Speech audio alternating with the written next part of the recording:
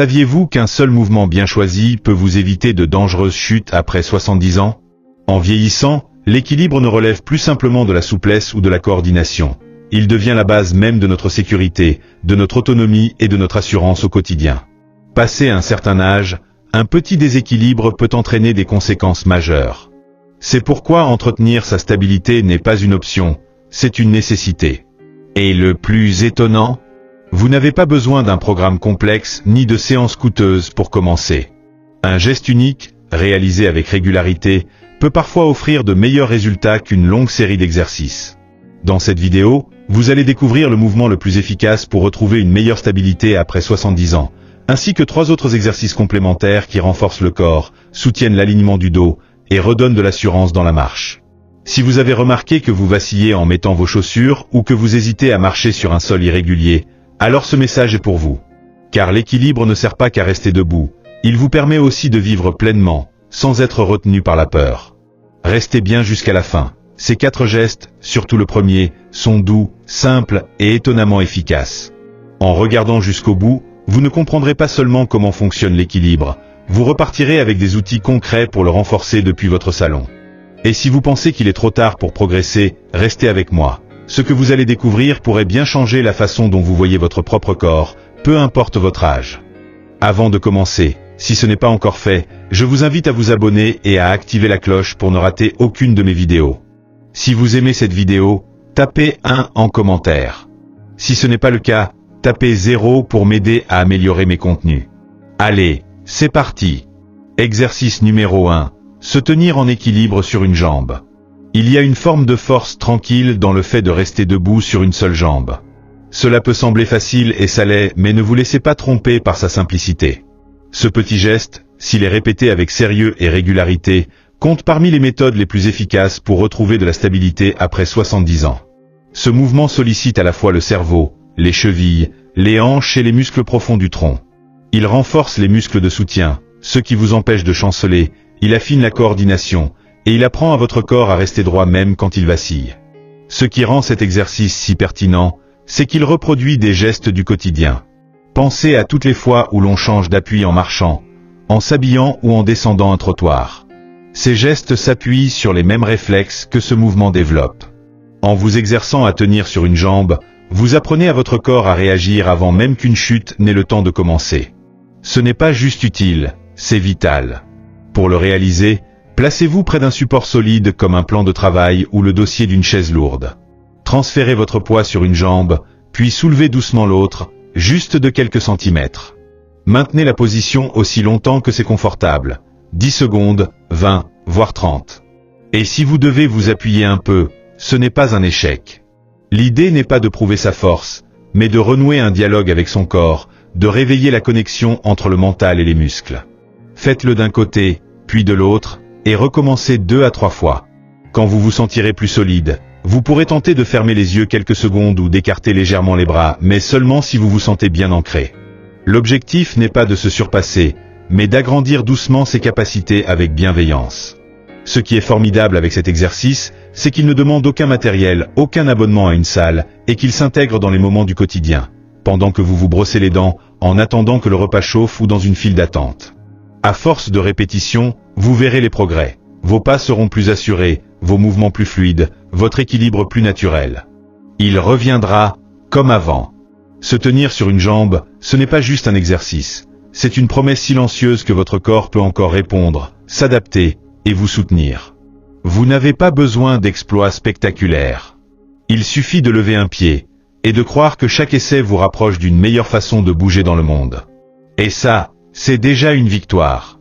Si ce n'est pas encore fait, je vous invite à vous abonner et à activer la cloche pour ne rater aucune de mes vidéos. Si vous aimez cette vidéo, tapez 1 en commentaire. Si ce n'est pas le cas, tapez 0 pour m'aider à améliorer mes contenus. Deuxième mouvement, la marche en ligne, du talon jusqu'aux orteils. Si vous vous êtes déjà amusé à marcher sur une bordure étroite ou à avancer sur une ligne tracée au sol, vous avez déjà expérimenté, sans le savoir, une version simplifiée de l'un des meilleurs exercices pour l'équilibre et la coordination. Ce geste peut sembler anodin, presque enfantin, mais réalisé lentement et consciemment, il reconnecte le cerveau à la manière dont les pieds se déplacent. Il améliore la perception de l'espace, renforce les muscles autour des chevilles et des hanches, et oblige le dos à rester droit, autant d'éléments clés pour prévenir les chutes et marcher avec plus d'aisance. Ce qui rend cet exercice si pertinent, c'est qu'il reproduit le mouvement naturel de la marche, mais au ralenti. En ralentissant, on devient plus attentif aux petits détails du déplacement. On remarque si notre poids part trop en avant, ou si l'on pose mal le pied. Et cette conscience du mouvement, c'est souvent ce qui nous manque avec l'âge. Ce n'est pas la force qui disparaît en premier, c'est la coordination. Et ce type d'exercice permet de la retrouver. Prenons l'exemple de Gérard, 77 ans, ancien facteur, toujours fier de marcher d'un pas rapide. Mais après une petite chute sur les marches de sa terrasse, il a commencé à marcher avec prudence. Sur les conseils de son médecin, il s'est mis à faire cet exercice tous les matins, dans le couloir, quelques pas seulement. Ce qui l'a le plus étonné, ce n'est pas seulement qu'il se sentait plus stable, mais qu'il retrouvait surtout confiance en ses jambes. Il n'avait plus peur que son corps le lâche. Il avait de nouveau foi en ses pas. Pour faire cet exercice, tenez-vous droit au bout d'un couloir ou dans un endroit où vous pouvez avancer d'au moins 10 pas. Posez le talon d'un pied juste devant les orteils de l'autre, comme si vous marchiez sur une corde imaginaire. Avancez doucement, un pied devant l'autre, toujours dans cette posture alignée. Regardez droit devant vous, pas vers le sol, et écartez légèrement les bras si cela vous aide à garder l'équilibre. N'hésitez pas à marcher près d'un mur ou d'un meuble si cela vous rassure. Ce qui rend cette marche si puissante, c'est qu'elle ne fait pas que renforcer le corps, elle stimule aussi l'attention. Le cerveau doit suivre chaque mouvement, chaque appui, chaque transfert. Cette vigilance permanente solidifie les connexions nerveuses, ce qui diminue les risques de faux pas au quotidien.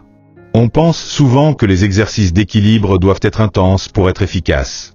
Mais cette marche talon-orteil montre le contraire. Sa force réside dans sa lenteur et sa régularité. Ce rythme simple, un pied devant l'autre, symbolise l'avancée, le progrès. Ici, il devient un vrai chemin vers plus de stabilité. Et avec le temps, vous ne remarquerez pas seulement une meilleure posture ou moins de vacillement. Vous vous sentirez plus grand, plus enraciné, plus en lien avec le sol. Et quand vous marcherez sur un parking ou dans votre cuisine, cette solidité discrète vous rappellera les efforts que vous avez fournis. Il ne s'agit pas d'être parfait, mais d'être prêt. Troisième exercice, se lever d'une chaise sans utiliser les mains. Un des moyens les plus fiables de mesurer sa force et sa stabilité après 70 ans, c'est d'observer avec quelle aisance on peut se relever d'une assise. Ce geste semble banal, mais réussir à se lever sans céder des bras est un signe fort de tonicité dans les jambes, de bonne maîtrise du tronc et d'équilibre général. C'est pourquoi cet exercice simple, réalisé sans appui des mains, est l'un des plus précieux à intégrer dans sa routine pour rester autonome et bouger avec assurance. Pensez au nombre de fois où, chaque jour, vous passez de la position assise à debout, sortir du canapé, se lever de table, sortir de la voiture. Tous ces gestes reposent sur un trio: équilibre, force, coordination. Si l'un d'eux fait défaut, les risques de chute ou de fatigue augmentent. Mais avec un peu d'entraînement, ce mouvement redevient fluide, naturel, et cette fluidité, c'est ce qui change tout dans le quotidien. Prenons l'exemple de Jeanne, 74 ans, qui vivait seule et refusait de plus en plus les invitations.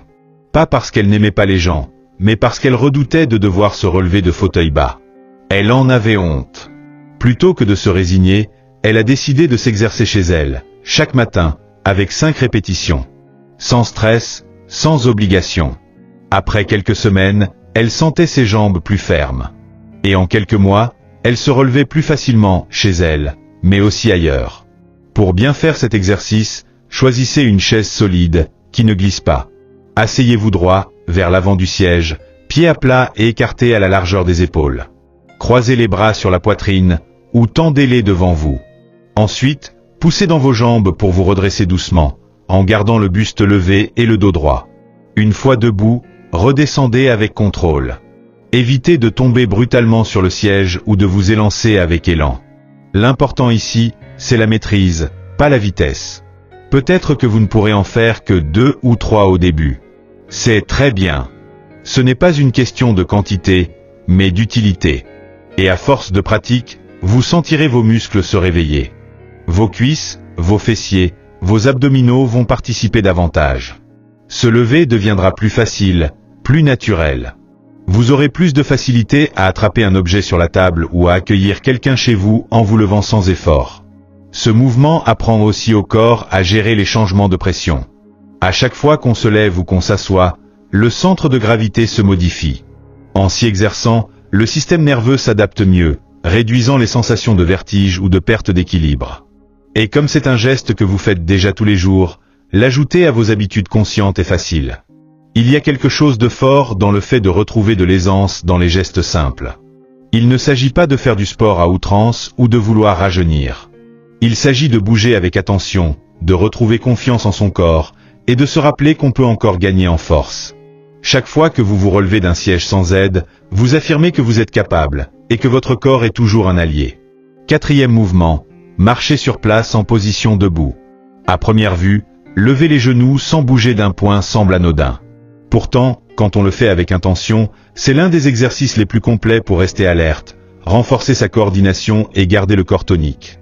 Ce geste simple unit le rythme, la posture et la mobilité en un seul mouvement équilibré, idéal pour les seniors qui souhaitent rester actifs sans trop solliciter leurs articulations. Cette marche immobile sollicite les hanches, active les muscles abdominaux et relance la communication entre le corps et le cerveau. Mais surtout, elle aide à conserver cette allure assurée qui donne de l'aisance à chaque pas. Avec l'âge, nos enjambées deviennent souvent plus courtes, plus lentes, plus prudentes. C'est normal. Mais ce qu'on ne réalise pas toujours, c'est à quel point ces changements fragilisent notre équilibre. Quand le bassin bouge moins et que les pas raccourcissent, la posture se modifie, et les chutes deviennent plus probables. Marcher sur place permet d'inverser ce phénomène. En montant un genou après l'autre, en gardant l'équilibre entre chaque mouvement, on rééduque le corps à retrouver coordination et puissance. C'est une manière douce mais efficace de rappeler aux jambes leur rythme d'antan. Prenons l'exemple de Paul, 79 ans, qui venait de se remettre d'un problème au genou. Il s'était mis à marcher raide, sans balancer les bras, et éviter les sols irréguliers. Sa fille lui a conseillé d'essayer la marche sur place pendant les pauses pub de ses émissions télé. Il a trouvé l'idée étrange, mais il a tenté. Après 2 semaines, il sentait un regain d'énergie dans ses pas. Un mois plus tard, sa démarche était plus souple, plus rythmée, sans cette crainte qui le retenait avant. Pour commencer cet exercice, placez-vous droit à côté d'un plan stable, comme un meuble lourd ou un comptoir. Levez lentement un genou, gardez-le en l'air 1 seconde, reposez le pied, puis montez l'autre. Alternez à un rythme régulier et calme. Vous pouvez poser légèrement les mains sur une surface au début, ou tendre les bras devant vous si cela vous aide à rester stable. Compter vos pas ou mettre un fond musical peut aussi faciliter le geste. Ne cherchez pas à lever les jambes très haut. Ce n'est pas la hauteur qui compte, mais la maîtrise. À force de pratique, vos cuisses et vos hanches se renforceront, votre dos se redressera. Et vous sentirez que le mouvement devient plus fluide, pas seulement quand vous marchez sur place, mais aussi quand vous montez un escalier ou que vous vous retournez rapidement. Cet exercice stimule également l'esprit. Faire travailler le haut et le bas du corps ensemble mobilise plus de zones cérébrales, ce qui aide à rester attentif et à garder des réflexes rapides. C'est là que réside la vraie force de ce mouvement. Il soutient à la fois le physique et le mental. Si vous êtes encore avec nous à ce stade de la vidéo et que vous avez trouvé ces conseils utiles, laissez un petit numéro 4 dans les commentaires pour nous le dire. Et si ce n'est pas encore fait, pensez à vous abonner et à activer la cloche pour ne rien rater. Votre soutien nous permet de continuer à créer du contenu utile et inspirant. Passons maintenant à la suite. Maintenant que nous avons exploré ces 4 exercices simples mais puissants, prenez un instant pour faire le point. Qu'est-ce qui vous a le plus étonné? La simplicité du fait de tenir sur une jambe? Ou peut-être la force discrète que l'on cultive en marchant sur place? La vérité, c'est que vous n'avez pas besoin de programmes sophistiqués ou de longues séances en salle de sport pour retrouver de la stabilité. Ce qu'il vous faut, c'est de la constance, de l'attention, et surtout la conviction que votre corps peut encore progresser parce que c'est vrai. Et tout commence par un petit geste, un pas à la fois. L'équilibre, ce n'est pas seulement éviter les chutes. C'est marcher avec assurance, se déplacer chez soi sans appréhension, ramasser un objet au sol sans crainte. C'est retrouver une forme de liberté, la liberté d'aller où l'on veut, d'accepter une sortie sans se demander si son corps va suivre. Ces 4 mouvements ne sont pas de simples gestes, ce sont des leviers. Des moyens concrets de vous sentir plus fort, plus en sécurité, et plus en lien avec le sol sous vos pieds. Ne sous-estimez pas leur apparente simplicité. Les petits gestes, répétés chaque jour, mènent à de grandes transformations. Considérez chacun de ces exercices comme un cadeau que vous faites à votre futur. À chaque fois que vous levez une jambe, que vous vous levez sans aide, ou que vous avancez lentement en posant le talon devant les orteils, vous consolidez les fondations de votre autonomie. Il n'y a pas d'échéance, pas de compétition, juste une progression tranquille. Un élan discret qui prend forme à chaque fois que vous choisissez de prendre soin de votre corps. Ces mouvements n'ont rien de spectaculaire, mais leur effet dans le temps est profond et précieux. Et vous méritez pleinement de ressentir cette force. Merci d'avoir passé ce moment avec nous. Nous serions ravis de lire vos impressions. Dites-nous en commentaire ce que vous avez retenu aujourd'hui, et comment vous pensez intégrer cela dans votre quotidien. Vos mots comptent beaucoup pour nous, ils nous motivent et nous donnent de l'élan. Si cette vidéo vous a été utile, pensez à mettre un j'aime, à vous abonner et à la partager autour de vous. Votre soutien nous permet de continuer à créer du contenu utile, inspirant et accessible. Merci encore, et à très bientôt dans une prochaine vidéo.